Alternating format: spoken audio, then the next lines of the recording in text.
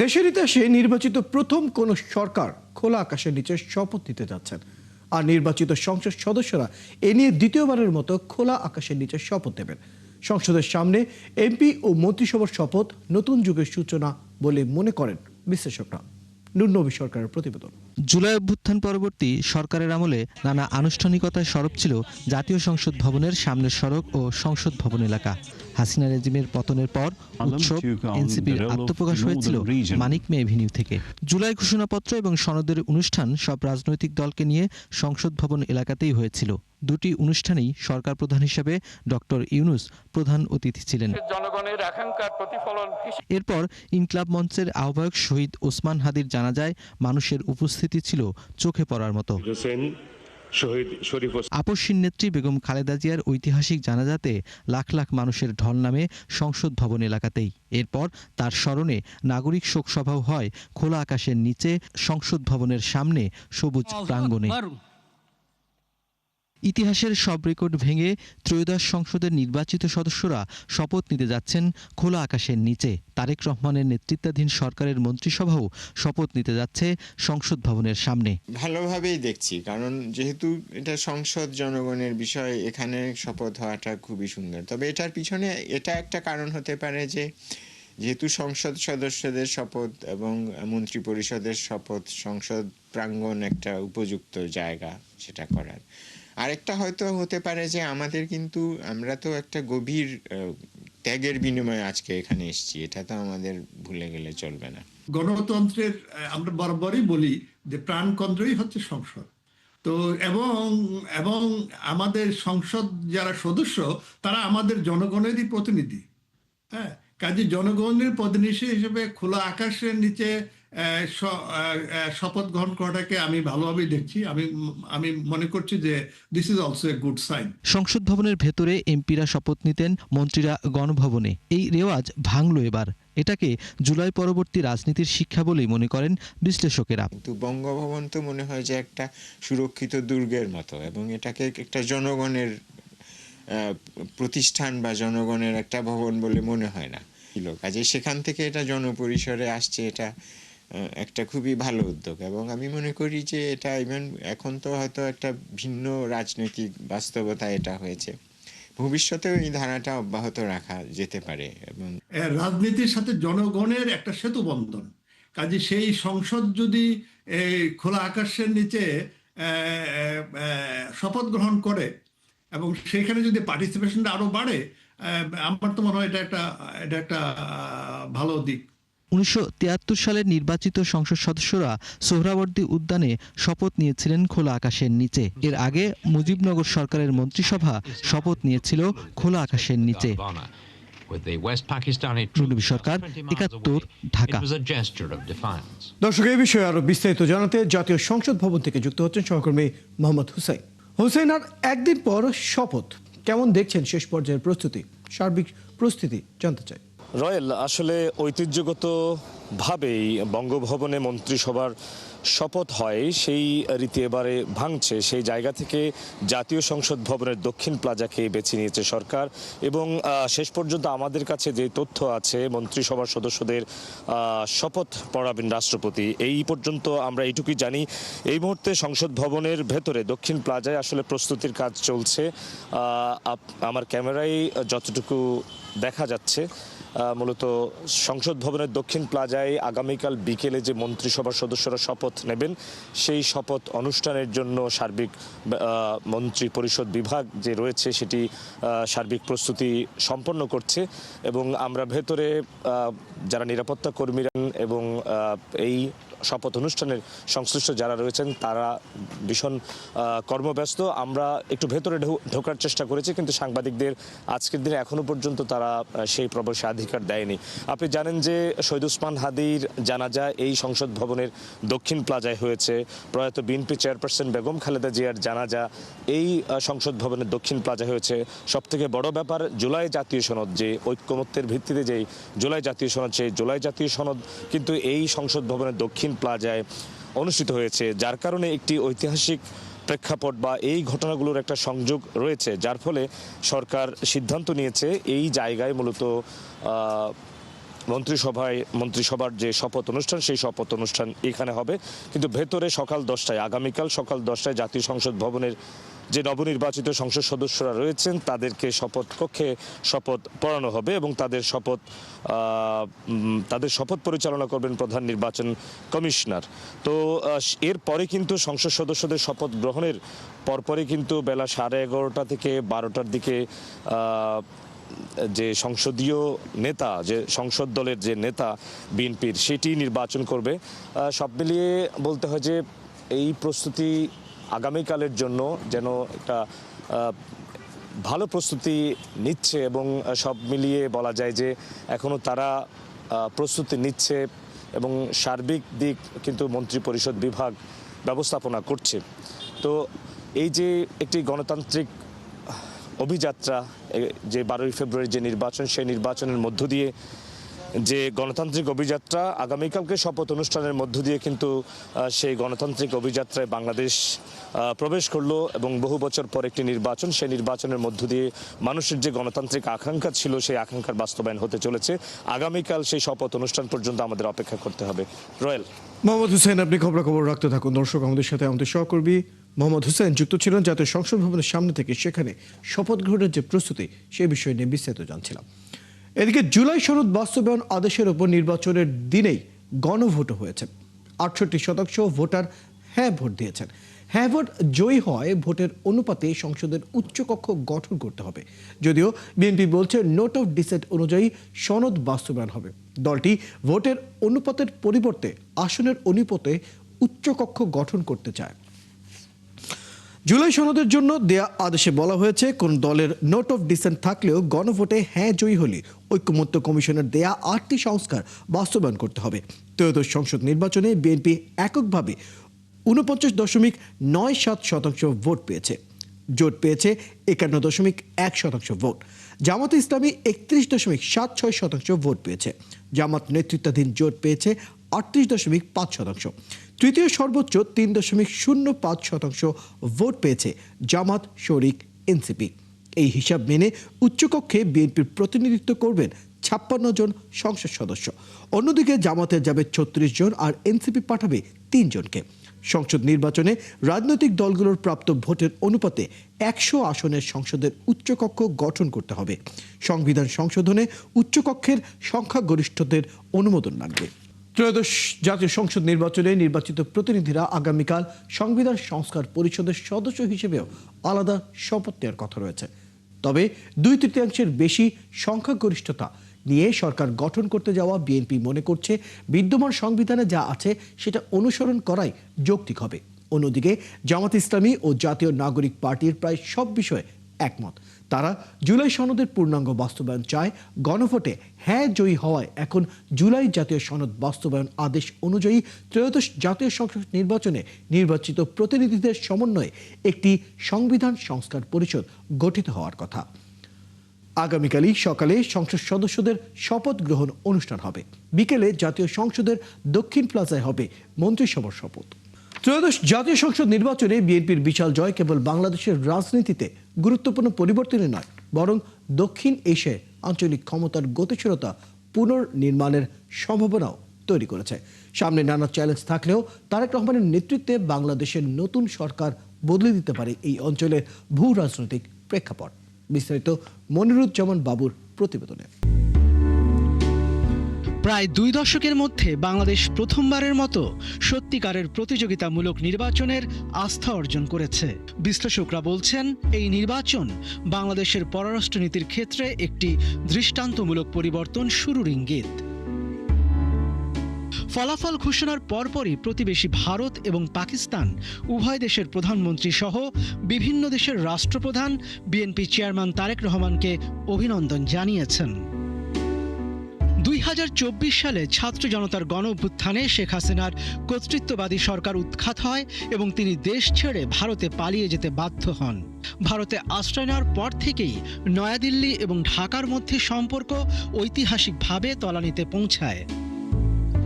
বিশ্লেষকরা বলছেন, বাংলাদেশের সঙ্গে আবারও ভারত সম্পর্ক গড়তে পারবে, তবে এক্ষেত্রে সংযম ও পারস্পরিক সহযোগিতা প্রয়োজন হবে।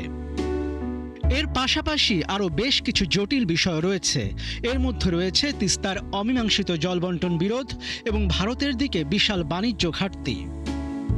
যেখানে ভারত অনিশ্চয়তার মুখোমুখি, সেখানে ডক্টর মোহাম্মদ ইউনূসের নেতৃত্বে বাংলাদেশের অন্তর্বর্তী প্রশাসনের অধীনে বাংলাদেশ এবং পাকিস্তান সরাসরি বিমান চলাচল পুনরায় শুরু করে, উচ্চ পর্যায়ের বেসামরিক ও সামরিক সফর বিনিময় করেছে এবং ভিসা প্রক্রিয়া সহজ করেছে। ফলে দুপক্ষের মধ্যে আস্থা বেড়েছে। অন্যদিকে বাংলাদেশ সরকারের জন্য সবচেয়ে গুরুত্বপূর্ণ সম্পর্ক হবে চীনের সঙ্গে। চীনা দূতাবাস বিএনপির বিজয়ে অভিনন্দন জানিয়েছে। চীন বাংলাদেশ সম্পর্কের নতুন অধ্যায় লেখার জন্য নতুন সরকারের সঙ্গে কাজ করার জন্য প্রস্তুতির কথাও জানিয়েছে তারা।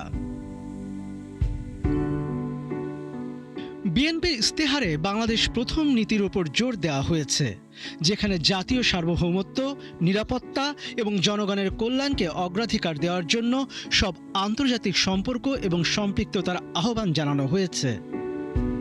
তবে বাস্তবতা হলো, একটি সার্বভৌম দেশ হিসেবে বাংলাদেশকে চীন, পাকিস্তান, মিয়ানমার সহ সব দেশের সঙ্গে সম্পর্ক গড়ে তুলতে হবে। এটি আসন্ন সরকারের জন্য একটি বড় চ্যালেঞ্জ হবে বলে মনে করছেন বিশ্লেষকরা। মনিরুজ্জামান বাবু, ৭১। একটি ভোটের গুরুত্ব যে কতটা হতে পারে তা হারে হারে টের পেয়েছেন প্রার্থীরা। লাখ লাখ ভোটারের মাঝে কোথাও জয় পরাজয় নির্ধারণ হয়েছে ৩৫০ ভোটে, আবার কোথাও বা মাত্র ৫০০ ভোটে। ৩,০০০-এরও কম ভোটে জয় পরাজয় নির্ধারণ হয়েছে এমন আসনগুলোর ফলাফল বিশ্লেষণ তুলে ধরছেন ভাস্কর ভাদুরী। নির্বাচনে ২,০০০-এর বেশি প্রার্থীর জমজমাট প্রচারের কারণে পুরো দেশ ছিল সরগরম। তবে কিছু ফলাফল অবাক করেছে দেশের মানুষকে। হাড্ডাহাড্ডি লড়াই হয়েছে অন্তত ৩০টির মতো আসনে। নির্বাচনের ক্ষেত্রে প্রতিটি ভোটই যে গুরুত্বপূর্ণ তা হারে হারে টের পেয়েছেন প্রার্থীরা। প্রথমে বলা যাক মাদারীপুর ১ আসনের কথা। এখানে বিএনপির প্রার্থী নাদিরা আক্তার পরাজিত হয়েছেন মাত্র ৩৮৫ ভোটে। ব্যবধানের হিসেবে এবারের নির্বাচনে এটি সর্বনিম্ন। হাজার ভোটের কম ব্যবধানে হেরে যেতে হয়েছে এমন উদাহরণ আরও আছে। সিরাজগঞ্জ ৪ আসনে বিএনপির প্রার্থী এম আকবর আলী পরাজিত হয়েছেন ৫৯৪ ভোটে। ত্রয়োদশ জাতীয় সংসদের নির্বাচনের ফলাফল বিশ্লেষণ করলে দেখা যায় মাত্র ১,০০০-এরও কম ভোটের ব্যবধানে জয় পরাজয় নির্ধারণ হয়েছে এমন আসনের সংখ্যা ২টি, আর ২,০০০-এরও কম ভোটের ব্যবধানে জয়ী হয়েছেন এমন প্রার্থীর সংখ্যা ৪ জন। বিভিন্ন কারণে যারা ভোট দিতে পারেননি অথবা ভোট দিতে যেতে পারেননি তাদের হয়তো এখন আফসোস হচ্ছে। শুধু তাই নয়, ব্রাহ্মণবাড়িয়া ১ আসনে বিএনপি প্রার্থী আব্দুল মান্নানের কাছে স্বতন্ত্র প্রার্থী নাজমুল হাসান তাপস পরাজিত হয়েছেন মাত্র ১,০৬১ ভোটে। ১,০০০ ব্যবধানে হারার উদাহরণ আরও আছে। কক্সবাজার ৪ আসনে জামাত প্রার্থী নূর আহমেদ আনোয়ারি বিএনপি প্রার্থীর কাছে ১,৫৪৯ ভোটে পরাজিত হয়েছেন। দেশের উত্তরাঞ্চলের কিছু আসনেও এক প্রার্থীর ঘাড়ে অপর প্রার্থী নিঃশ্বাস ফেলেছেন। রাজশাহী ১ আসনে জামাতের প্রার্থী মুজিবুর রহমান বিএনপির প্রার্থীর কাছে ১,৮৮৪ ভোটে পরাজিত হয়েছে। রংপুর ৬ আসনেও জয় পরাজয় নির্ধারিত হয়েছে কম ভোটের পার্থক্যে। এই আসনে জয় পরাজয়ের ব্যবধান ১,৯৭১ ভোট। ভোটের মাঠে হাড্ডাহাড্ডি লড়াই হয়েছে রাজধানীতেও। ঢাকা ৭ আসনে এনসিপি আহ্বায়ক নাহিদ ইসলাম বিএনপির প্রার্থী এম এ কাইয়ুমকে মাত্র ২,০৩৯ ভোটে পরাজিত করেছেন। নির্বাচনে অন্যতম আলোচনা ছিল ঢাকা ১৩ আসন নিয়ে। এই আসনে বিএনপির প্রার্থী ববি হাজ্জাজ ২,৩২০ ভোটে পরাজিত করেছেন খেলাফত মজলিসের প্রার্থী মামুনুল হককে। ভোটের কঠিন হিসেব ছিল বাগেরহাট ১ আসনেও। জামায়াতের প্রার্থী মশিউর রহমান তার প্রতিদ্বন্দ্বী কপিল কৃষ্ণ মণ্ডলকে পরাজিত করেছেন ২,৫৬৭ ভোটে। খুলনা ৫ আসনে দুই প্রার্থীর মধ্যে ব্যবধান ২,৬০৮ ভোট। নেত্রকোনা ৫ আসনে বিএনপির প্রার্থী আবু তাহের তালুকদার পরাজিত হয়েছেন ২,৭৬৫ ভোটে। একই পরিস্থিতি চট্টগ্রাম ১৪ আসনে, যেখানে পার্থক্য ২,৮২৯ ভোট। ঢাকা ৪ আসনে জয় পরাজয়ের ব্যবধান ২,৯২০ ভোটে। 5,000 ভোটের কম ব্যবধানে হারতে হয়েছে বিএনপির জন্য এমন আসনের সংখ্যা 12টি, জামাতের জন্য এই সংখ্যা 5টি, আর এনসিপি, এলডিপি, খেলাফত মজলিস এবং একজন স্বতন্ত্র প্রার্থী বিভিন্ন আসনে প্রতিদ্বন্দ্বিতা করে মাত্র 5,000 ভোটের ব্যবধানে নির্বাচনে হেরে গেছেন। ভাস্কর ভাদুরী, 71, ঢাকা। এবারই প্রথমবারের মতো জাতীয় সংসদে যাচ্ছেন ময়মনসিংহের 11টি আসনের নির্বাচিত সদস্যরা, আর এ নিয়ে আশায় বুক বাঁধছেন জেলার মানুষ। তবে নির্বাচনের আগে দেয়া প্রতিশ্রুতি পূরণে তারা কতটা সক্ষম ও সফল হবেন এমন প্রশ্ন ঘুরপাক খাচ্ছে সবার মাঝে। এদিকে সুশাসনের জন্য নাগরিক সংগঠনের নেতৃবৃন্দ বলছেন, চ্যালেঞ্জ হলেও এটি নির্ভর করছে নির্বাচিতদের উপর। তবে প্রতিশ্রুতি বাস্তবায়নের আশ্বাস দিয়েছেন বিজয়ীদের সবাই। বাবুল হোসেনের তথ্য ও নুরুজ্জামানের ছবিতে প্রতিবেদন। ত্রয়োদশ জাতীয় সংসদ নির্বাচনে ময়মনসিংহের 11টি আসনের নির্বাচিত সবাই এবার নতুন মুখ। এবারই প্রথমবারের মতো তারা যোগ দিচ্ছেন জাতীয় সংসদে। নির্বাচনের আগে সন্ত্রাস, চাঁদাবাজি, মাদক ও ঘুষ দুর্নীতি বন্ধ সহ বিভিন্ন প্রতিশ্রুতি দিয়েছিলেন তারা। সেই প্রতিশ্রুতি বাস্তবায়নে তারা কতটা সক্ষম হবেন এমন প্রশ্ন এখন ময়মনসিংহের নানা শ্রেণী পেশার মানুষের মনে। নগরবাসীর আশা করবে যে চাঁদাবাজি, মাদক, ছিনতাইকারী এগুলি বন্ধ কিভাবে হবে। পজিটিভ মানসিকতা নিয়ে যদি কাজ করে তাহলে প্রত্যেকটা এলাকা থেকে সারা দেশের মাদক মুক্ত, সন্ত্রাস মুক্ত, চাঁদাবাজ মুক্ত দেশ গঠন করা সম্ভব। অবশ্যই করতে পারবে যদি তাদের ভিতরে সদিচ্ছা থাকে। আমরা এই যে মাদক, সন্ত্রাস, চাঁদাবাজ এটা মুক্ত চাই আর কি, না চাই আর কি। এই বিষয়ে সুজনের নেতৃবৃন্দ বলছেন, সমাজ থেকে সন্ত্রাস, চাঁদাবাজি, মাদক ও ঘুষ দুর্নীতি বন্ধ চ্যালেঞ্জ হলেও নির্বাচিত জনপ্রতিনিধিদের সদিচ্ছা থাকলে তা করা সম্ভব। দুর্নীতি, সন্ত্রাস এবং চাঁদাবাজ মুক্ত বাংলাদেশ চাই। যদি তারা এটি করতে না পারেন তাহলে এটির একটি নেতিবাচক প্রভাব অবশ্যই তাদের উপর পড়বে। আর নবনির্বাচিত জনপ্রতিনিধিরা জানান, প্রতিহিংসার রাজনীতি পরিহার করে কর্মসংস্থান সৃষ্টি ও একটি সমৃদ্ধ ময়মনসিংহ করতে ঐক্যবদ্ধভাবে কাজ করবেন তারা। এজন্য সবার সহযোগিতা চেয়েছেন। অবহেলিত এলাকার উন্নয়ন করতে চাই, গণমানুষের নিরাপত্তা চাই, মাদক মুক্ত সমাজ চাই। আমাদের সবার এক হইতে হবে, এক হয়ে আমরা একটা সামাজিক নেতৃত্ব দিতে চাই মাদকের বিরুদ্ধে। শান্তি প্রতিষ্ঠায় আইনের শাসন প্রতিষ্ঠা করব, দুর্নীতি দূর করব এবং মাদক বন্ধ করার জন্য, চাঁদাবাজ বন্ধ করার জন্য এবং সন্ত্রাস বন্ধ করার জন্য যা করার প্রয়োজন ইনশাআল্লাহ আমি সেটাই করব। শুধুমাত্র বিএনপিরা, আমরা সকল দলকে সাথে নিয়েই মুক্তাগাছার সমস্যাগুলি এক এক করে সমাধান করব। সমাজ থেকে সন্ত্রাস, চাঁদাবাজি বন্ধ সহ মাদক ও ঘুষ দুর্নীতি বন্ধ রাখতে নবনির্বাচিতরা জনগণকে সাথে নিয়ে একসাথে কাজ করবেন, এমনটাই প্রত্যাশা ময়মনসিংহবাসীর। শরীফ আজাদ প্রীতম, 71। নোয়াখালীর হাতিয়ায় এনসিপির প্রার্থীকে সমর্থন দেওয়ার দায়ে ধর্ষণের অভিযোগ করেছেন এক গৃহবধূ। তিনি এর দায় দিয়েছেন বিএনপির কর্মীর ওপর। অভিযুক্ত বিএনপি কর্মী অভিযোগ অস্বীকার করেছেন। এ নিয়ে মামলা না হলেও প্রাথমিক তদন্ত করেছে পুলিশ। কর্মকর্তা জানিয়েছেন, নির্বাচনের পর ওই এলাকায় 2 দফা সংঘর্ষ হয়েছে, তবে ধর্ষণের অভিযোগ অতিরঞ্জন মনে হচ্ছে। মিজানুর রহমানের তথ্য ও ছবি নিয়ে প্রতিবেদন। গত 14 ফেব্রুয়ারি দুপুরে 250 সোজা নোয়াখালী জেনারেল হাসপাতালে মারামারি ঘটনায় চিকিৎসা নিতে আসেন এক গৃহবধূ সহ বেশ কয়েকজন। এর 3 ঘন্টা পর বিকেল 5টায় ওই গৃহবধূ হাসপাতালের জরুরি বিভাগে এসে জানান তিনি ধর্ষণের শিকার হয়েছেন। আমার জন্য ডাক দিয়েছে যে আমার পরিবারের কি এরপরে দিয়ে আমার এখান থেকে রমানে হাসপাতালে ভর্তির পর ওই নারীকে দেখতে যান নোয়াখালী 6 আসনের নবনির্বাচিত সংসদ সদস্য এনসিপির কেন্দ্রীয় নেতা হান্নান মাসুদ। সাংবাদিকদের তিনি জানান, ঘটনার সুষ্ঠু তদন্ত দরকার। মেডিকেল টিম কাজ করার কথা ছিল, পুলিশ এসে ওনার জবানবন্দি নেওয়ার কথা ছিল, এখন পর্যন্ত পুলিশ জবানবন্দি নেয় নাই। এসপিকে আপনাদের সামনে ফোন দিলাম, উনি মনে হয় যেন বিষয়টা জানান নাই, ধরনের একটা ভাব নিচ্ছেন। এদিকে ঘটনায় অভিযুক্ত রহমান হোসেন নিজের ফেসবুক পেজে লাইভে এসে বলেন, তার বিরুদ্ধে আনা অভিযোগ মিথ্যা। ঘটনার সময় তিনি নিজেই হাসপাতালে ভর্তি ছিলেন। প্রায় 8 জন মতন আমার মারধর করছে, আমারে কপাল চাই এখানে কবর দিয়েছি সকল বাজার ফার্মেসিতে নিয়েছি। এখানে আমার ট্রিটমেন্ট চলে, প্রায় এখানে ট্রিটমেন্ট থাকা অবস্থা প্রায় 1 ঘন্টা 1.5 ঘন্টা ছিলাম। এখান থেকে আমাকে মাইজদি সদর হাসপাতালে নেওয়া হয়েছে। এ ব্যাপারে নোয়াখালীর অতিরিক্ত পুলিশ সুপার জানান, লিখিত বা মৌখিক কোনো অভিযোগ তিনি পাননি, তবে সামাজিক যোগাযোগ মাধ্যমে তথ্য পেয়ে তাৎক্ষণিক তদন্ত করে দেখা হয়েছে। তারা সেখানে 2 দফা সংঘর্ষের তথ্য ছাড়া আর কোনো তথ্য পাননি। ঘটনাস্থল যেটার কথা বলছিল সেখানে পাঠাই, তো স্থানীয় লোকজন এই বিষয়ে কোনো জানে না, তবে স্থানীয়ভাবে মারামারির ঘটনা ঘটেছে বলে তারা জানায়। আজ সকালে মারামারির ঘটনা ঘটেছে। আরো সিনিয়র লেভেল অফিসাররা আসছে, ওই আর কি আমরা এটা আপডেট দিচ্ছি।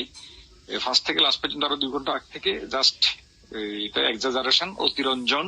আর হাসপাতাল কর্তৃপক্ষ বলছেন এ ব্যাপারে মামলা না হওয়ায় অভিযুক্ত শারীরিক পরীক্ষা নিশ্চিত করা যায়নি। পুলিশের কাছ থেকে এই বিষয়ে কোনো পরীক্ষার জন্য দর্শন পরীক্ষা কোনো চাহিদা পাইনি। তো চাহিদা পেলে আমরা একটা মেডিকেল বোর্ড করব, সেই মেডিকেল বোর্ড সার্ভাইভারকে পূর্ণাঙ্গ পরীক্ষা নিরীক্ষা করবে। তবে ঘটনা যাই হোক, এই ক্ষেত্রে সর্বোচ্চ সতর্ক থেকে সঠিক তদন্ত করে আইনি ব্যবস্থা নেওয়ার দাবি বিশিষ্টজনদের। শাকিলা শম্পা, ৭১। সিরাজগঞ্জের শিয়ালকোলের অ্যালবার্ট এনার্জি সিএনজি ফিলিং স্টেশনে হামলা ও ভাঙচুর করেছে দুর্বৃত্তরা। হামলার পর থেকে স্টেশনটি 4 দিন ধরে গ্যাস সরবরাহ বন্ধ রেখেছে। জেলা শহরের একমাত্র ফিলিং স্টেশনটি বন্ধ থাকায় সিএনজি চালিত গাড়ি চলাচল কার্যত স্থবির হয়ে পড়েছে। ইউসুফ দেওয়ান রাজুর তথ্য ও ছবিতে প্রতিবেদন, ছবি তুলেছেন বেলাল হোসেন। গত 12 ফেব্রুয়ারি জাতীয় সংসদ নির্বাচনের দিবাগত রাত 2:30টার দিকে 10 থেকে 12 জনের একটি দল মুখে গামছা বেঁধে অতর্কিত হামলা করে অ্যালবার্টস সিএনজি স্টেশনে। এ সময় তারা স্টেশনে ভাঙচুর এবং লুটপাট করে। এক পর্যায়ে জেলা শহরের একমাত্র ফিলিং স্টেশনটি বন্ধ হয়ে যায়। এতে জেলার হাজার হাজার সিএনজি চালিত অটোরিকশা, বাস, ট্রাক ও মাইক্রোবাস সহ সিএনজি চালিত সব যানবাহন চালক ভোগান্তির মুখে পড়ে। এখন তো মনে করেন আমাদের একবারে গ্যাস বন্ধ হয়ে গেছে। এখানে এসে দেখে গেছে বন্ধ, ভাঙচুর হয়েছে, এটা তো আমরা জানি না। এখন আমাদের পাম্প বন্ধ, আমরা এখন গাড়ি চালাবো কি দিয়ে, আমাদের সংসার চলবো কি দিয়া। বগুড়া থেকে, তারপর সরষেগুল থেকে, সারাপুর থেকে গ্যাস তুলে নিয়ে এসে এখন তো আমাদের তো আগের মতন চলতেছে না। ঘটনার পর থেকে আতঙ্কে দিন কাটাচ্ছেন বলে জানান প্রতিষ্ঠানের কর্মচারীরা। ভিতরে আমি ছিলাম, আমার লোকজন ছিল, আতঙ্কের উপর লোক, তাদের হিসাব কিছু ভাঙচুর করে চলে গেছে। সন্ত্রাস পার্টি দাওয়াটাও নিয়ে আইসা আমরা দাওয়ার ধরছে, দাওয়ার ধরলে পরে আমরা তুই দৌড়াইছি, দৌড়ানোর পরে মনে হয় যে হামলার ঘটনায় মামলা হলেও এখনো কোনো আসামি গ্রেফতার হয়নি বলে জানালেন প্রতিষ্ঠানটির ম্যানেজার। আমাদের প্রশাসনের কাছে দাবি, প্রশাসন আমাদের বললো যে আপনারা একটু এফআইআর করেন, আমরা ব্যবস্থা নেব। আমরা গতকালকেই এফআইআর করছি, এখন পর্যন্ত কোনো আসামি মনে হয় ধরা পড়েনি। ঘটনার পর জনদুর্ভোগের বিষয়টি জানতে পেরে পরিদর্শনে যান সিরাজগঞ্জ জেলা বিএনপির নেতাকর্মীরা। বিষয়টির সঠিক সমাধানের আশ্বাস দেন তারা। পুলিশ প্রশাসনের অনেক ঊর্ধ্বতন কর্মকর্তারা এসেছিলেন, তারা পরিদর্শন করেছেন। তারাও বলেছেন যে আপনারা আইনের আশ্রয় নিলে যারা সন্ত্রাসী, যারা এই ঘটনার সঙ্গে সম্পৃক্ত, আমরা তাদেরকে গ্রেপ্তার করব। এই ঘটনায় মামলার পর পুলিশি তদন্ত চলছে বলে জানালেন পুলিশ কর্মকর্তা। মামলা হলো, এখন তদন্ত হচ্ছে আর কি। তো বাই নামে তো চেহারা দেখা যাচ্ছে না, তো নামে তারা বাই নামে এফআইআরও করে নাই। তো আমরা চেষ্টা করতেছি কারা সিসি ফুটেজে ছিল, আমরা আসামি ধরার চেষ্টা করতেছি। দ্রুত দোষীদের গ্রেফতার এবং বিচারের দাবি করেছেন ক্ষতিগ্রস্তরা। আল ইমরান, ৭১। বরিশাল নগরীর শঙ্কর মঠে মহাশিবরাত্রির ব্রত উপলক্ষে বসেছে মেলা। 115 বছরেরও বেশি পুরনো এই মেলায় পূজার উপকরণ সহ গৃহস্থলী কাজে ব্যবহার করা পণ্যের পসরা সাজিয়েছে দোকানিরা, আর এসব কিনতে ভিড় করছেন দর্শনার্থীরা। বিধান সরকারের প্রতিবেদন, ছবি তুলেছেন জসীমউদ্দিন। 115 বছরেরও বেশি সময় ধরে বরিশাল নগরীর শঙ্কর মঠে আয়োজন হয়ে আসছে মেলার। শিব পূজায় মহাশিবরাত্রির ব্রত উপলক্ষে এই মেলা বসে, যা উপভোগ করেন নানা বয়সী মানুষ। শিবের ভক্তরা বলেন, হিন্দু ধর্মের প্রধান 3 দেবতার মধ্যে শিব হলেন সংহারকর্তা। 4টি উপচারে পূজা দিয়ে তার সন্তুষ্টি লাভ করতে হয়, আর এজন্য প্রয়োজন বেলপাতা, ধুত্রা, আকন্দ আর ভাটফুল, যার সবই পাওয়া যায় এই মেলায়। আমরা মূলত তাকে শান্ত রাখার জন্য হিন্দু ধর্ম মতে এই শিব চতুর্দশীতে তার ব্রত বা পূজা করে থাকি। ফুল আছে, বেলপাতা আছে, দুধ আছে, 3 রকম ফল আছে। প্রথম প্রহরে হচ্ছে দুধ, দ্বিতীয় প্রহরে দধি, তৃতীয় প্রহরে ঘৃত এবং চতুর্থ প্রহরে মধু দিয়ে এই 4টি জিনিস থেকে পূজা করা হয়। শিবরাত্রির এই পূজায় অবিবাহিতরা কামনা করেন শিব ঠাকুরের মতো একজন স্বামীর। কেউ বা শিবের মাথায় জল ঢেলে সন্তান কামনার পাশাপাশি জগৎ সংসারের সবার জন্য মঙ্গল চান। যারা অবিবাহিত নারীরা আছি, তারা একটু ভালো স্বামী চাই বা নানা ধরনের মনোকামনা পূরণ করতে চাই। বাবার কাছে প্রার্থনা করছি যেন এই মাসে যেন আমার সন্তানকে যেন আমি পাই, বাবা যেন একদম সুখ শান্তিতে বাস করতে পারে, কোনো ধরনের কোনো যেন প্রবলেম না হয় আমাদের দেশে বা যে কোনো দেশে। এবারে শঙ্কর মঠের এই মেলা এসেছেন বিদেশি ভক্তরাও। এমন আয়োজন দেখে মুগ্ধ তারা। নেপালে কাঠমান্ডু পশুপতি মন্দির আছে, আমরা ওখানে পশুপতি প্রথমে ওখানে সব জন পূজা করে। এখানে আমরা বাংলাদেশে আসছি, বাংলাদেশে এখানে যে আমার বরিশালে যে মন্দির আছে, বরিশালে আমি এখানে পূজা করতে আসছি। ঐতিহ্যবাহী এই মেলায় ৮০ বছর ধরে ময়রার দোকান বসান কেনু ঘোষ। এছাড়াও তৈজসপত্র, প্রসাধনী থেকে খেলনার দোকান বসে মেলায়। বেচাকেনাও ভালো চলে, আর মেলায় এসে পছন্দের পণ্য কিনতে পেরে খুশি ক্রেতারা। ৮০ বছর ধরে দোকান নিয়ে আসি আমি এই শঙ্কর মঠের মেলায়।